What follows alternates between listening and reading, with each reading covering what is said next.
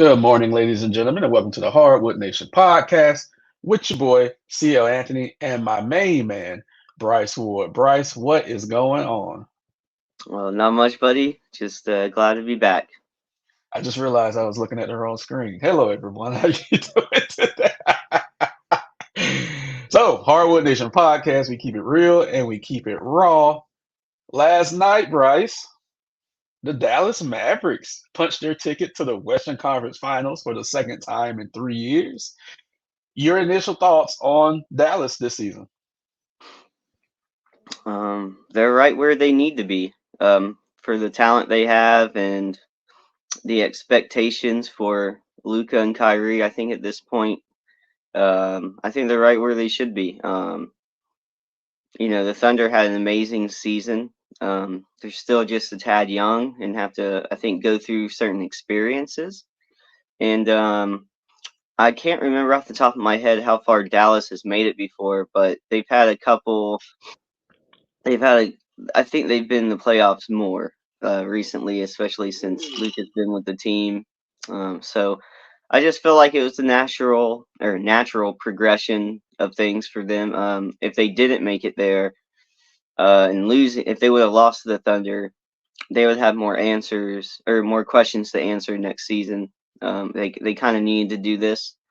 So kudos to the Mavs and Luka and Kyrie for making it to the conference finals. To me, they had something to prove, and they've proved it so far. So yeah, I mean, big moment for those guys. Absolutely. Um, excuse me. So as far as OKC, they blew a 17-point lead, which is disgusting in any game. They were leading the majority of the game, and then Dallas came back. So it did come down to a matter of youth and experience, and OKC just couldn't close them out. Um, Being the number one seed, having Shea being second in MVP voting, do you think this could propel the Thunder to do better next year, considering this year they already skipped a couple of steps to be the number one team in the Western Conference for the duration of the season with the Timberwolves? Um, I would think so. I mean, anything can happen, injury or locker room issues. I just don't really see that happening with this team as much.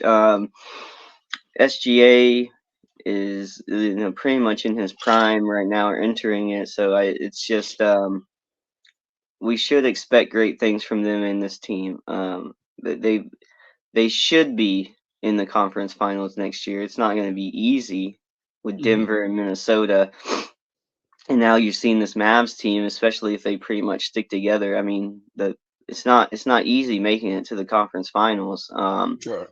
Usually experience is when late in the playoffs is when the experience especially comes in to be an important factor. So with the natural progression of things, you would think they have the talent to make it to the conference finals, but having the talent and actually doing it are two different things. But I think the expectations will be a little loftier, a little higher next season, considering how close they got this season, and just the fact that they are besides Shea, the rest of them they're all pretty young, Yeah. and so they really needed this experience. Um, I mean, next year, by all accounts, if we're talking about teams taking steps, it should be if Minnesota doesn't make it this year, it should be OKC and Minnesota next season. But Yeah. Conference I finals. Yeah. mean, depending on how Denver responds this offseason, which I haven't heard rumors about big changes. It's They're you locked up. got. I mean, Dallas is showing up now too. You got four teams that legitimately, can make it to the conference finals. Hmm. So to guarantee anything just because of progression and maturity, that's a bit of a stretch. But talent wise, OKC will be good enough to be in the running to, win the West or come out of the West, and any of these teams making it to the conference finals should be looked at as a championship caliber team as well. So, I mean, and like I said, depending on what happens with Minnesota and Denver, it's not a stretch to think OKC and Minnesota can be in the conference finals next year either. So, Yeah. Yeah. no, I mean they may have skipped some steps in the last couple of years, but I mean Shea Shea being so valuable and being an MVP candidate really elevates that team. They have a true superstar in that kid. So it's not outside the realm of possibilities. I'm just saying that the West is never easy. So there's at least three other really good teams that could give them a run for their money. But in terms of natural progression and just the maturity of the team, they're definitely in the running. So they're going to be a fun team. They should be even better next year, a little more polished, a little more poised. They're going to be a fun team to watch next season for sure. Absolutely. Before we move on to the next topic, I remember watching the Clippers, and this was before the Paul George era. Watching the Clippers, watching this young kid coming off the bench. One, I couldn't pronounce his name, and I was just looking at his fundamentals, and I'm like, this kid could be good.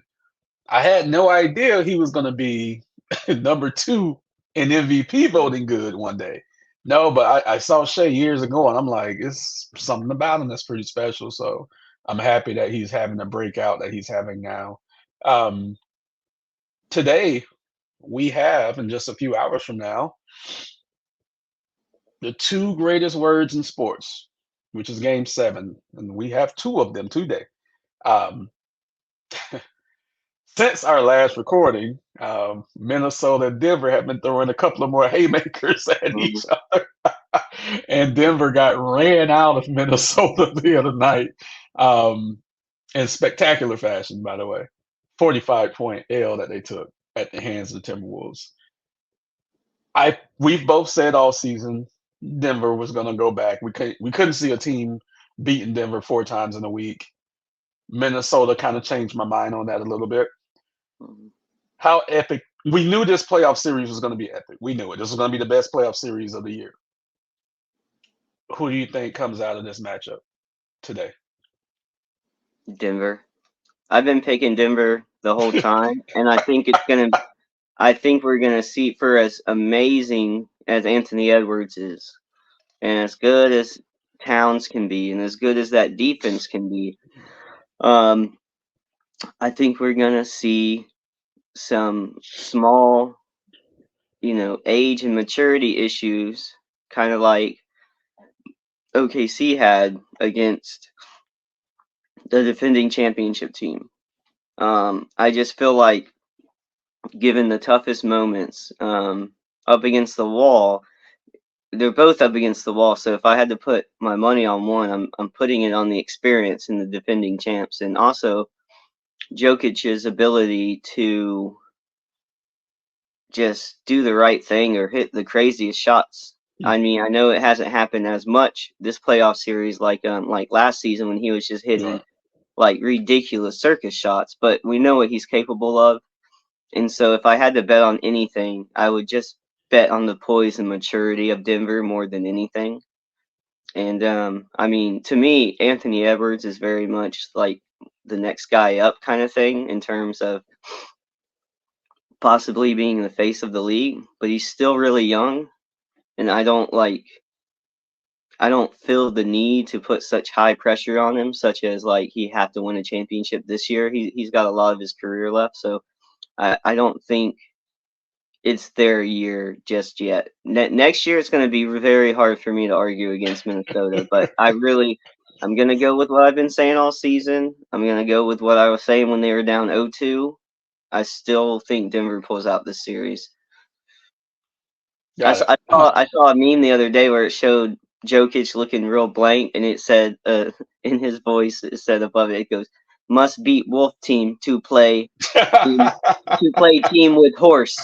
And it had me cracking up, and I was like, "Yeah, yeah, I think that's what's gonna happen."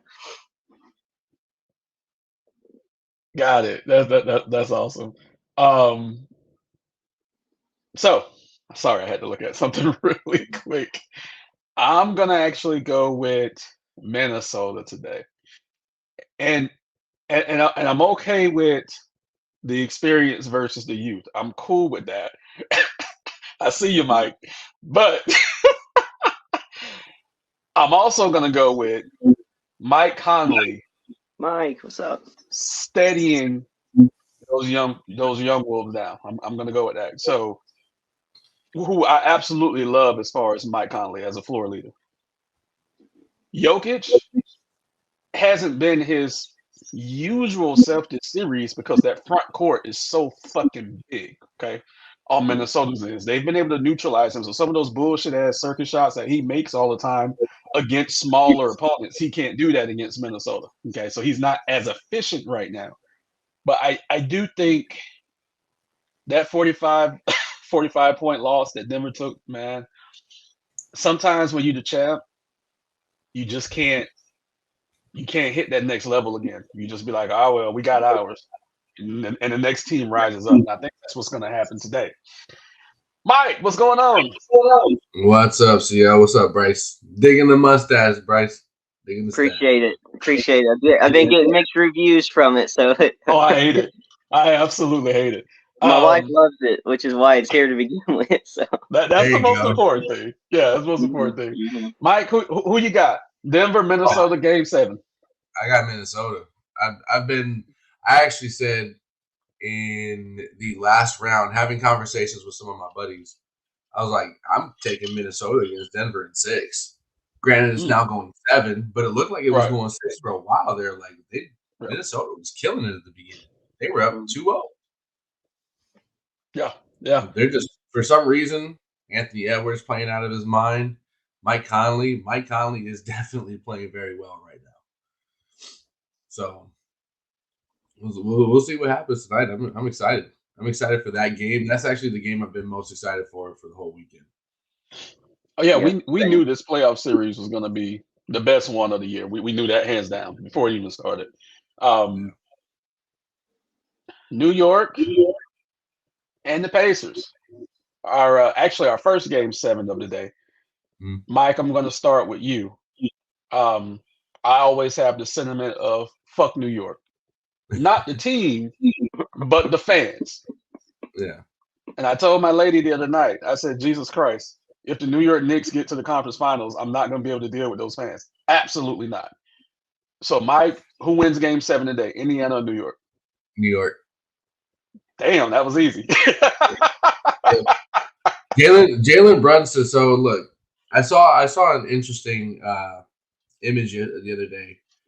Not that I like him at all or trust his words at all, but Stephen A. Smith had a top 5 small guard playoff. Did you? All right, so yes. Let's be honest here, right? I'm not going with the exact numbers. AI's run through the playoffs. Yeah, 2001. When they went to the finals, that was amazing. That did not deserve number 5. Right? Yeah. But he was at number 5. Kyrie Irving was at, I think, number 2 with 2016. Bottom line is that Jalen Brunson was listed as his number 1 for playoff runs, right? Now, I'm not putting Jalen Brunson at number 1, but let's be honest. That man is having a spectacular, not just playoff run, but whole part of the season since Julius Randle went down. Yeah. Right? And I was watching, back when that happened, I was watching, I want to say, now it's funny. I was watching First Take, and I want to say that it was, this is the prelude, I guess. It was JJ Redick that actually said that Jalen Brunson, now that Julius Randle had gone down, Jalen Brunson needs to put the team on his back. Mm-hmm. And did he ever? He's done that. He's done a great job. A lot of the other players have stepped up. There's a couple key elements. Isaiah Hartenstein has had some good moves, some good spots here and there. Josh Hart's had some good spots here and here. So yeah, it's been an interesting run for the Knicks. Now, I'm not a huge Knicks fan because I always look at New York as the evil empire, right? Because aside from basketball, I am a massive baseball fan. So I hate the damn Yankees, right? Yeah. I always look at New York as like an evil empire. So do I want to see them there? No, but who would you rather see go, Boston or New York? God damn it. I think our answer is the same as the NBA's answer. Bryce, Game 7, Pacers, Knicks, who you got? Knicks. God damn it. And for a lot, I mean, it's the same thing. It's I don't quite have the hatred for the Knicks or the Knicks fans quite like I did the Yankees growing up, like Michael brought up, but I definitely get that. And the Stephen A. Smith comments, I think that's the perfect example of Knicks fan biased kind of thing, Yeah. where it's anything the Knicks players do is phenomenal and above everything else. But in this series, it's I'm kind of just like who's the better guy willing his team, and it's between Brunson and Halliburton. And if given those two options in the game 7, I'm going with Brunson all day. Mhm. So I just think of the two guards, I believe in Brunson more to take his team. And also, I mean, for as good as the Pacers have played in the playoffs so far, I still think they have to figure some things out. I didn't really expect them to really force it this far. So I'm going to go with Knicks to finish it out. And I don't think the NBA could be any happier with how the East is turning out to get Boston and New York in there compared to what could be, Dallas and whoever you want in the West. It's just Right. I think this is more the result the NBA would want. And whether you agree with that or not, I still believe Brunson and the Knicks pull it off. Whether or not, hopefully, there's no shenanigans with the refs, that Oh, there kind of will thing. be. Oh, there will be There will. shenanigans today. Yeah, I know. Oh, I know. absolutely. One There will. 1,000%. My Also, heart. We though, saw, that we saw series, it yesterday. We saw it Boston yesterday and with New the York last. sounds more exciting. Yeah. What's up, Mike? We saw it with the last play yesterday in the Dallas game. It was a foul, though. It was a foul. He hit the ball and then Wait, came down and hit his arm. He hit the ball it first. was. Hey, I get that, but the consistency is what's not there. They were Got it. playing choppy the whole game. That Mhm. is not a time that you say, "Oh, okay, we're gonna call this one." No, no, no, no, no, no, no, no, no, no, no. Come on, Yeah, PJ that is my Washington, only issue throwing with up a hair. them letting things go more in the playoffs, or Yeah. just like later half of the season when they decide to let things go a little more. It's like that leaves the room for the NBA to have control when, oh, yeah, we've been letting it go, but technically that was a foul, and now all of a sudden we're going to call it. It's like, yeah, I want to see these guys play and let them play, but then don't change it up in the last Mhm. few seconds of the game. That's too much. Yeah. Speaking of, can I call an audible here real quick? I have a question for both of you gentlemen. Go ahead. Send it to Bryce All first. right. So the 2 minute report. The 2 minute report. Can we just talk about how bullshit that is for a second? Hmm. Because what is it to mean? Oh, hey, we missed these calls all in the last 2 minutes of the game or whatever it may be. But you're never going to change the outcome of the game. You're going to admit fault, but regardless, it doesn't matter. It changes nothing to anything that ever happens. And to that point, we've seen the NBA admit to these wrongs, but we still treat it the same exact way, right? Like, what good is this 2 minute report if it's not going to change anything? Like, I'm not saying change the outcome of the game, but come on now. Like, this thing is ridiculous. Like, don't even have this thing out. Just let it happen the way it's going to happen. Hmm. I don't know. What are your guys' thoughts on the 2 minute report? Because I think it's a bunch of crap. I think Cam has a similar opinion because we've talked about it before, where it's like, why have this out really? Because like you said, there's no results. It's really weird because in anything else you do, if fault is admitted, there's usually a punishment, a penalty, something. So it's like Exactly. I think the NBA is trying to be transparent, but it's like a fake transparency because there's no real consequences. Honestly, I don't know what the right answer is, because I think the NBA fans want these kind of answers, but like you said, without consequences or penalties. I mean, off the top of my head, I would think that maybe holding refs more accountable in terms of if the players can get charged with, uh, I'm trying to think, like fines, Mhm. then hold refs accountable for their calls. And if you're gonna mess up a call in the final 2 minutes of the game and it's gonna be on the report, then maybe there should be some kind of financial charge for holding these refs accountable. And if it's not financial, maybe it's some other kind of,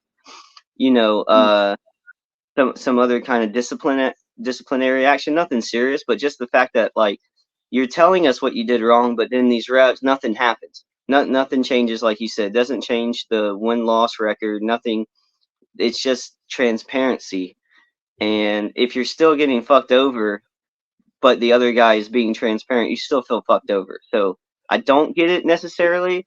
I think it's a step in the right direction, but it's not the full complete answer. And like I said, I'm not sure what the real solution is, but I think a start would be to try to hold some of these refs accountable and maybe stop finding players and coaches so much for criticizing them, because I think the criticism from peers and the other people you work with can help get some of these guys more on the right path. And I mean, obviously the betting is an issue. I mean, we've heard about these problems in the NBA for years. And I think it's all kind of tied in together, where the NBA doesn't want to necessarily take on the responsibility of what they know is going on.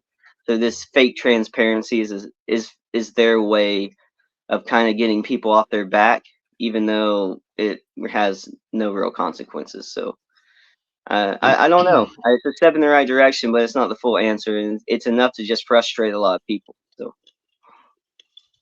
It's complete and utter bullshit. Okay. And only one time in the history of the NBA, they actually did replay some of a game. And the only reason I remember this is because I'm a Heat fan and it fucking happened to us like everything else fucking happens to us, okay? And this was back in 2008 where the refs blew a call. So the Heat and the Hawks actually played another game which started at 51.9 seconds. So this is a little history lesson for our fans out there. They had a random second game, 51.9 seconds to determine the winner of the game that happened 2 months prior. Like, this is real shit. Okay, this is the article here. I'll take it to you guys later. This season, one of the last games of the week for the Heat, we played Indiana, and Indiana won the game. The NBA then came out the next day and said this call was missed, that call was missed, that call was missed. In the Eastern Conference, where everybody was tight this year, had Miami won that game, we would have been the 5th or the 6th seed just by virtue of tiebreakers. So I hate this fucking 2-minute report. I absolutely hate it. I don't give a fuck about what happens after the fact. The NBA says the refs are penalized for it. It's bullshit. Right. It's complete and utter bullshit. So I absolutely hate this fucking report, and they need to do away with it. The only reason they did this shit was because of the Donahue stuff. That's the only reason they did this shit. Of course. But if you're gonna do it, one, do it for the whole game, and two, there has to be some public penalties put out there about it. So to go back to the first question of this segment, my heart says Indiana. But just like with fuck New York, it's even a bigger fuck to Boston. New York's my best shot at keeping Boston out of the finals. Mm-hmm. So I need the Knicks to win it there. It pains me to say that because I love Indiana. I love Tyrese Halliburton. I love the whole fucking franchise. But I need New York to come out of that game 7 today. I need it. Last thing about the Knicks, Julius Randle will be traded this offseason. FYI. Just throw that out there, okay? So moving right along, we have a specific fanboy on today. So Mike, I'm happy you're able to join us. Wake up so early in the morning. I appreciate you. But now we get into the segment called CL Fucks LeBron. So let's get started. Wait, when did this segment start? It's brand always new. been here. It's something he would never say to his face. No, it's always been here. I just put a name on it. Okay, so this is CL Fucks LeBron segment, right? All right. So I'm shooting this to you first because me and Bryce have already talked about this, and Bryce knows how he feels about it. And you've texted me about this. Quick thoughts on JJ Redick possibly being the front runner of the Lakers head coaching job. My personal position on it is I'm cool with it. I'm cool with it. And the reason being, have you seen the chemistry that these two have when they talk basketball? No, I don't watch it. I can't stand JJ Redick. I cannot stand him. When they talk basketball, there's something about their chemistry when they have these conversations, the detail that they go into. Some people might say, "Oh, it's a bunch of crap."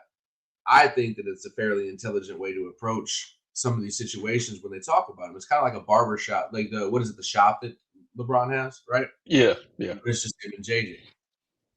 And one thing that I always give credit to LeBron for, regardless of anything, is his basketball IQ.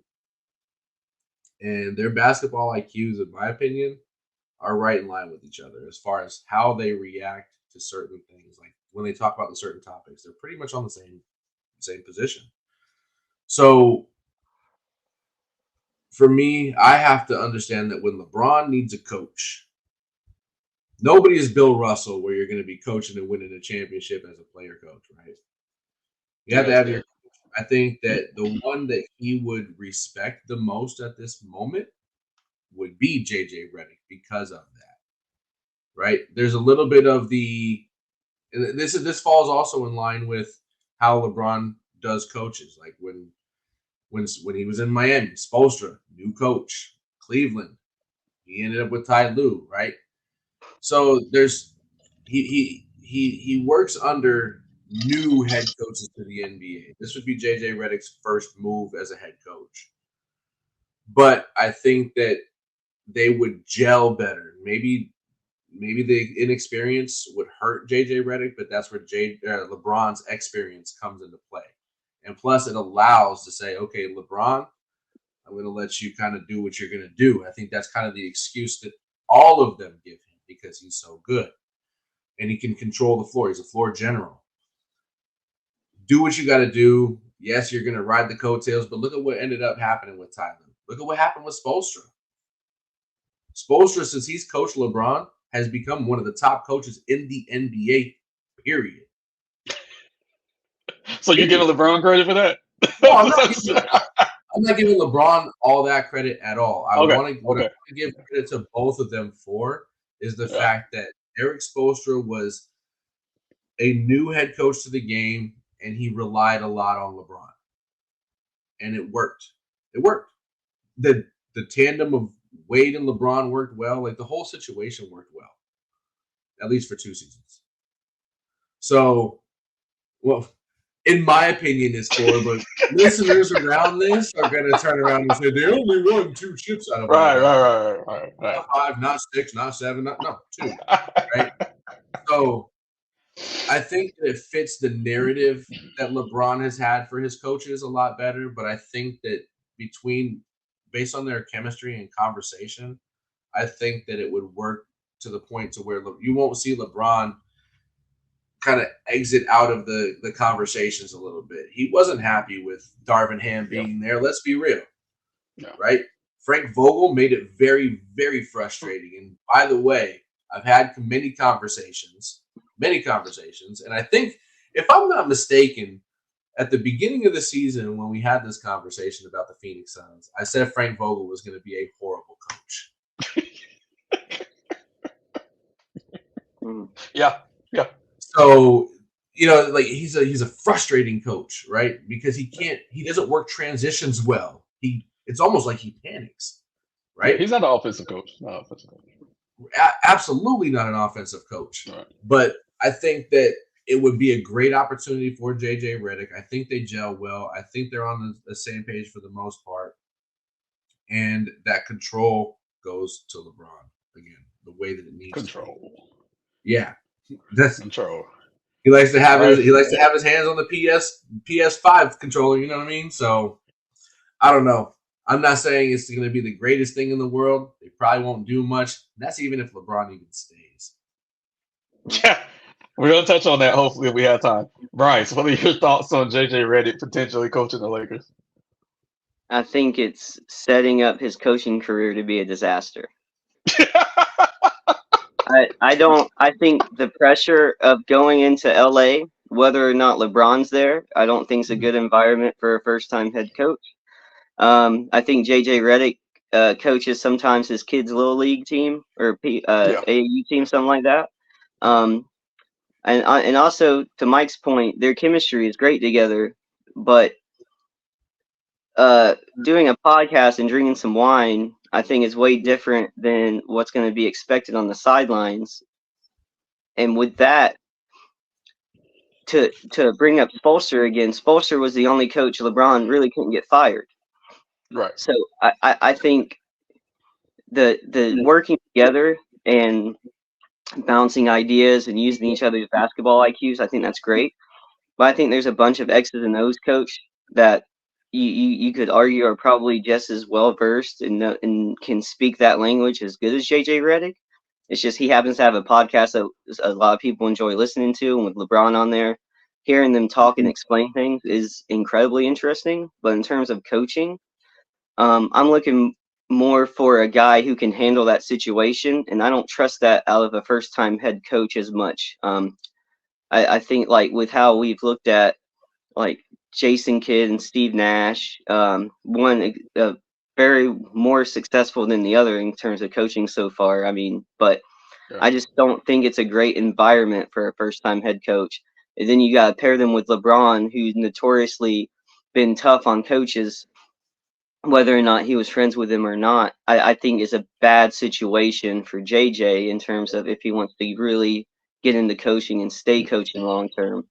And like you said, we don't even know if LeBron is still going to be there for another season or two. I just think there's a lot of questions. And if you're JJ Redick, it looks shiny and it looks fun, but I don't know if it's the best coaching environment for him. And also, I believe there should be pushback on LeBron in Mhm. terms of just allowing him to run buckshot and be the coach basically on the sideline, because the most successful time he's had consecutively to me it was in Miami, and that was with Spolster, where he couldn't have his way exactly all the time. And so I want to see more of that, and not necessarily to where someone's pissing off LeBron every game because they're doing like just their own thing, but it's like I don't know if LeBron always has the exact right answer. And so, or if, for anybody, for that sake, any player, any coach. And so to have that back and forth and pushback and the respect for the coach to make the right decision, even if it makes LeBron mad, I don't necessarily know if I believe in JJ Redick to be able to do that as a first time Right. coach in LA with all that pressure.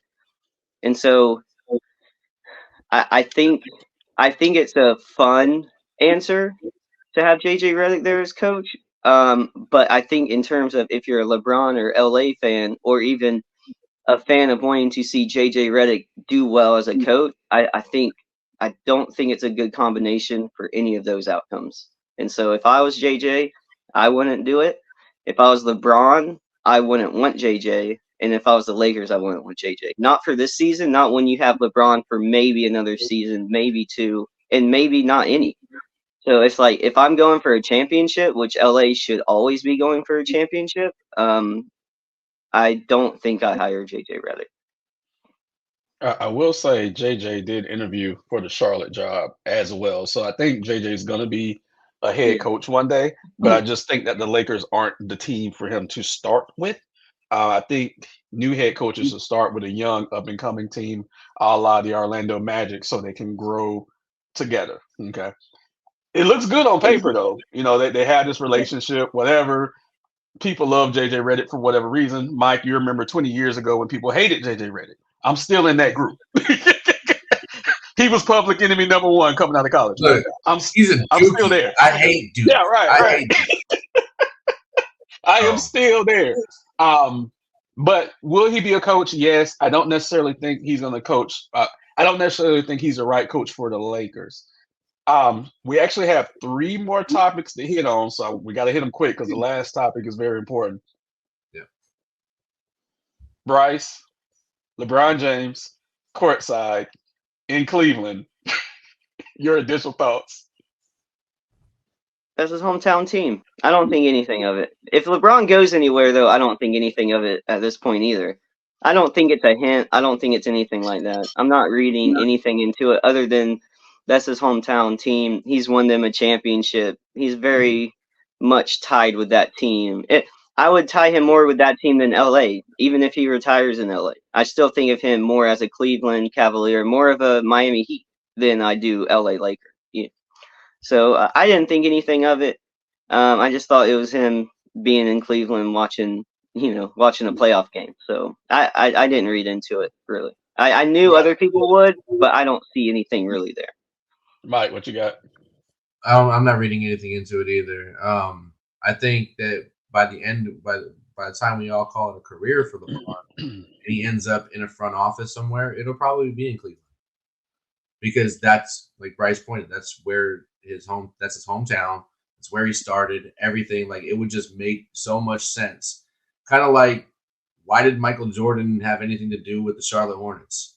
Like, it just doesn't make any sense for any of that stuff. It makes sense for LeBron to be part of the head office for the Cleveland Cavaliers at some point in the future. Other than that, I'm not reading anything else into it at all. It was just a game. Mike grew up in Carolina now. It's a little bit. That was the only Mike thing grew I up in thought Carolina. was like I thought that was why Jordan was tied with Charlotte for a little bit. That would be the only reason. Yeah, Yeah. So the next topic is kind of connected to this topic. This topic, and I can't remember who said it, but it made sense to me that LeBron James would use Cleveland as his final destination to shield the potential backlash from Bronny coming into the league. And I've been struggling with this for months. Because as a father, you want your kid to do great. You want to set your kid up.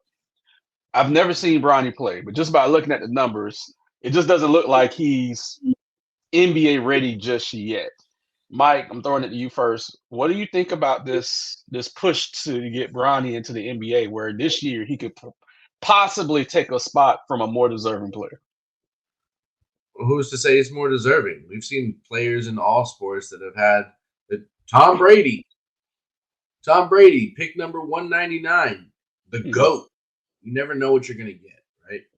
So the way I look at it is this: because of I watched Bronny play. I'm not saying he's fantastic. I'm not saying he's great. He's got a long road ahead of him. But I think the cardiac arrest situation had them on caution for the whole year at USC. Right? So regardless of whether he was cleared to play or not, I think that affected everything. Now he's going to end up being in the NBA. You've made it to that level, right? Whatever happens from here on out happens. And I think he's actually a decent player. He's a good defender. He can shoot. But he's only 6'1". He was listed as 6'4" all year, right? So he's actually a little smaller than what everybody expects and what they've been told, right? He's not number one draft pick overall worthy at all.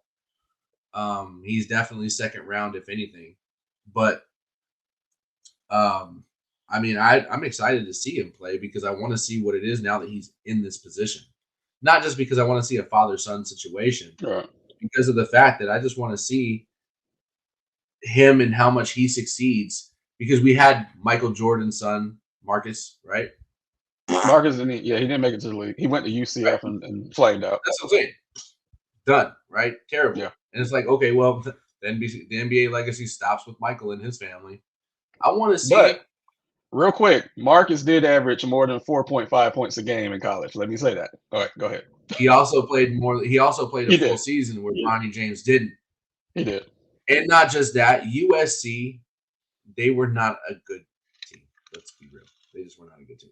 So I don't know. Like I said, I'm excited to see him go to the NBA. I want to see where it is now that we're in this position to say, okay, you've made him. What are you going to do? And see how he progresses. Bryce, what are the odds? Like 1 out of 10, do you think Bronny's getting drafted? Yeah, I mean, I think he gets drafted. Yeah. Whether or not we see him on an NBA roster, NBA bench is another thing. I could see him being more like a G League player. And I don't even think necessarily that's a bad thing. Come in and kind of get the pace a little bit down, get the physicality down, figure it out. My biggest issue is based on because I haven't seen him play either, but knowing some stats about him and hearing what he said about trying to, I think, make his presence felt more on the defensive end to start. I've heard this come out of his mouth about, pressuring on defense and his defensive ability. I mean, we know so much about that as effort and, energy and wanting to get after the ball. My only issue with that is the 6'1" height thing because, I mean, I see Cole Anthony play hard on defense every night, and it doesn't stop people from just shooting over him. And so I do think Bronny is capable of being an NBA level talent and player. However, he has the odds stacked against him in terms of pressure and eyeball. So he could go to the worst team in the league, and he's going to get a lot more press, and he's going to get so much more coverage than any other low drafted rookie, anybody else you could get. He's if he's in the G League, he's going to get more attention than any other G League player. Yeah. And depending on how he deals with that adversity and that pressure and that attention, I think will kind of depict early on whether or not he has a long or successful NBA anything, whether it's coming off the bench, whether he can eventually start. I just think there's a lot of things working against him in terms of his size and his legacy and like where he comes from, who he comes from. And so I think, can he overcome it and be a good player? Yes, of course. We don't know his work ethic. We just don't know those kind of intangibles yet. I mean, for him to be this far and to be clouded as much as he was going into college, I mean, clearly he has talent, but there's a lot of talent in the NBA. But that's not enough. So is he capable? I believe so. I just think the size and the pressure of who he is, LeBron James's son. I think he has more negatives working against him right now to where he's going to have to prove himself more than, say, a 6'4", 6'5" guy who doesn't have LeBron James as a father. So I just think he has a uphill, hill to climb, I guess, compared to some other guys to get there. So I hope he can prove people wrong. I'm just saying I think the odds are a little stacked against him right now. Yeah, I agree. That was great. Both you guys dropped some great commentary there. That was pretty good. So to move on to the last topic, which is near and dear to my heart, Mike, should be near and dear to your heart. Bryce, you're a little too young to remember this. This may be our last week enjoying the NBA on TNT. Okay. The announcement was supposed to be made a couple of weeks ago. It wasn't made. NBC is offering, I think it's $2.5 billion for the next 10 years to the NBA to get them back. And even when NBC had the NBA before, they were the primary broadcast partner, and then TNT was like the secondary broadcast partner. Then it flipped where NBC went out, TNT came in to be number one. Mike, that theme song, John Michael Tesh, Jordan, baby. Michael Jordan, Charles Barkley, Akeem Olajuwon, the goddamn New York Knicks was a treasure on the weekends before we had games every fucking day, right? Mhm. What do you think? I'm for it. I'm all for it. What I would like to Yeah. actually see though is Ernie, Shaq, Kenny, and Charles on that panel. Combine them both. These guys have great followings and great ratings. Like, it's kind of sad to see the NBA on TNT go, but NBA on NBC. When I hear that John Tesh intro, oh man, I'm taking Goosebumps, man. my food truck is closed on Sundays now. Ernie has said he's not leaving Turner. Of course, So of course, he's a lifer. He probably has like millions of dollars worth of stock in that company. He's been there forever. He'll just probably go back to commentating baseball. Bryce, what do you think about TNT potentially losing all NBA rights within the next couple of weeks. I mean, I don't really. I mean, the commentary and the chemistry between those guys. That's fun and that's interesting. But Mm. I mean, I don't really have any ties to one network station or another. I just want to watch basketball. I mean, I watch mostly Bally Sports because that's where the Right. Magic come on. So there's a Right. lot of times I'm not in. It's not like the Magic have gotten any TV games. National So run. it doesn't hurt my feelings one way or another. Right. Right. You know, so as long as they can, supply some fun commentating and make the games enjoyable on that end. I have no reservations about who broadcasts it. I mean, it could be anybody for all I care. Ooh boy, It's I gonna be can't wait. wild. Yeah, I can't wait It's till you get gonna to be wild. experience it. Now, real quick, let me throw this in here real quick. I feel like next year your Magic are going to be like in the NFL. My Lions. My Lions have a lot of televised games this coming season. So I believe after the great season that they had, I think you're going to see the Magic on TV a little bit more often. Well, I hope so because if anybody deserves, I truly believe Paolo being so underserved in the league is. I mean, the Magic are one thing. You gotta win. You gotta win to prove things. But Paolo deserves it, and I Do you can't think wait for him to keep growing. okay? The team is built off of Paolo, right? But who's really the heart and soul of that team?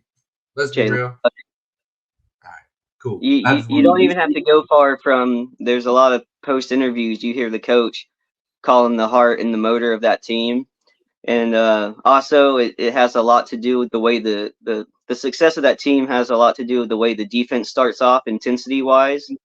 And Jalen Suggs is the dog that usually sets that off, and he gets the team most hyped.